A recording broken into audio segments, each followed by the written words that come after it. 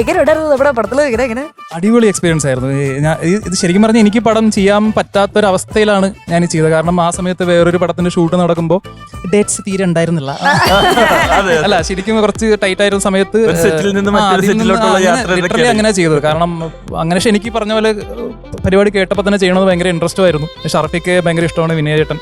പിന്നെ പ്രേമം ടീമിന്റെ ഒരു റീയൂണിയൻ പോലെയാണ് ഈ പടം ശരിക്കും പറഞ്ഞു. ഞാനൊക്കെ ഈ 2015 ആ സമയത്ത് ബോംബെയിൽ വർക്ക് ചെയ്യുന്ന സമയത്ത് അവിടെ തിയേറ്ററിൽ പോയി പ്രേമം കണ്ട് രോമാഞ്ചടിച്ച ഒരു അവസ്ഥ ഉണ്ടായിരുന്നു. അതിൽ നിന്ന് ഈ ഒരു ടീമിന്റെ കൂടെ ഒരു പടം വർക്ക് ചെയ്യാൻ പറ്റും എന്നുള്ളൊരു ഭയങ്കര ഒരു ഇതുണ്ടായിരുന്നു. അല്ല, സിനിമ നന്നായിട്ട് പോകുന്നുണ്ടെന്ന് പറഞ്ഞില്ല. ഞാൻ ഇവിടെ നിന്ന് ഷൂട്ടിങ്ങിൽ നിന്ന് ഇറങ്ങി കഴിഞ്ഞാൽ ഞാൻ പോയിട്ട് കാണും, സിനിമ കാണും.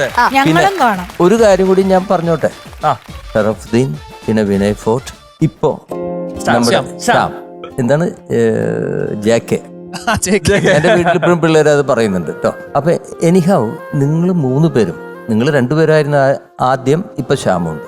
എനിക്ക് എന്റെ ഫേവറേറ്റ് നടന്മാരാണ്.